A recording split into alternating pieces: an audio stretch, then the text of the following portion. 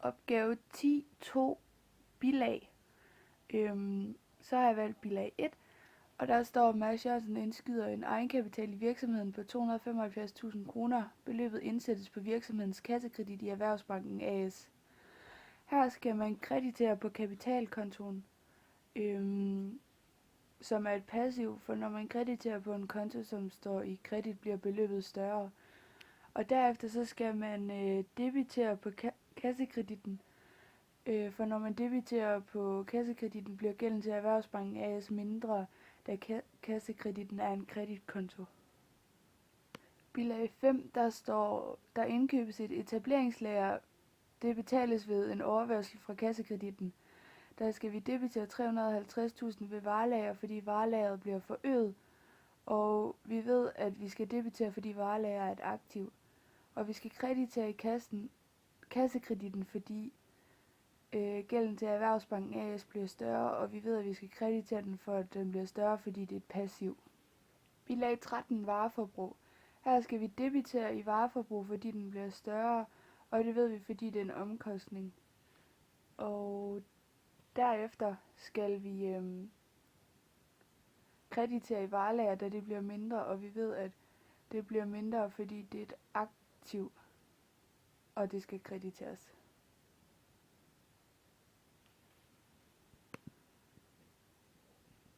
Bilag 18. Hævet fra kassen til privatforbrug.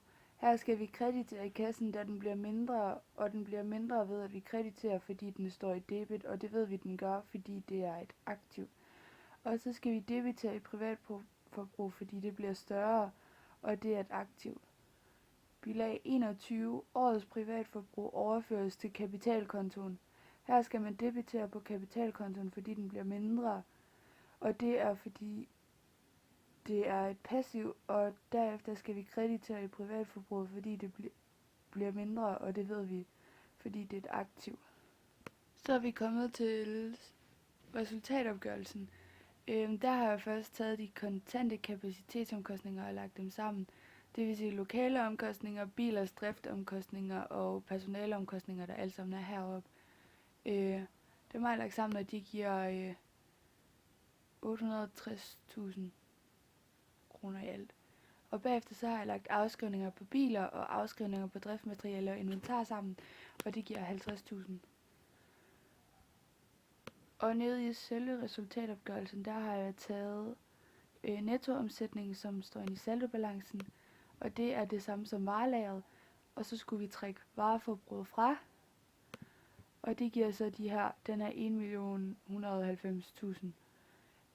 Og så skal vi trække vores kapacitetsomkostninger fra, som vi har heroppe fra, og det giver et indtjeningsbidrag på 330.000 kroner. Så skal vi også trække afskrivningerne fra, som vi også har fået heroppe fra, som er 50.000, og så bliver resultat af primær drift på 280.000. Og så har vi nogle finansielle omkostninger, som vi har taget herinde fra saldobalancen, som er renteomkostninger.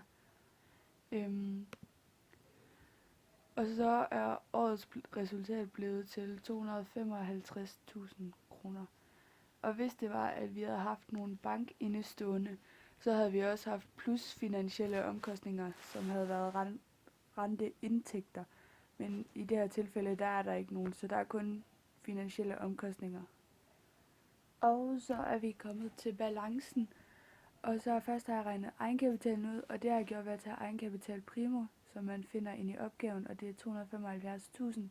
Og så minuser man med privatforbruget, som er på 200.000, og så får man 75.000.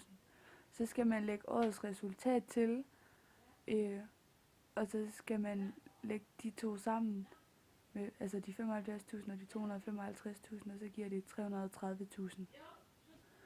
Og så skulle vi finde en bogførte værdi for bilerne, og der tager man kostprisen, som i det her tilfælde er 100.000, og så minuser man med de akkumulerede afskrivninger, som er 20.000. Og det skal være de akkumulerede afskrivninger, fordi at det skal være bilernes værdi per 31. i 12. år 4. Og det kan være, at hvis det har været nogle år før, så skal vi have afskrivningerne med for alle årene. Som i det her tilfælde giver 80.000 kroner. Og det samme har vi gjort nede ved driftmateriale og inventar. Der har vi taget kostprisen, som er 150.000, og så har vi minuset den akkumulerede afskrivninger, som er 30.000, og så får vi 120.000. Og så mangler vi bare at sætte det ind i balancen, og så har vi under aktiver, der har vi driftmateriale og inventar på 120, biler på 80 og varelager på 760, til godehavner fra salg på 70 og en kasse på 30, og det giver i alt 1060. Og så er der passiver, så har vi egenkapitalen, langtidsfristet lån, kassekredit, leverandør af varer og tjenesteydelser, og det giver også 1060, så balancen den passer.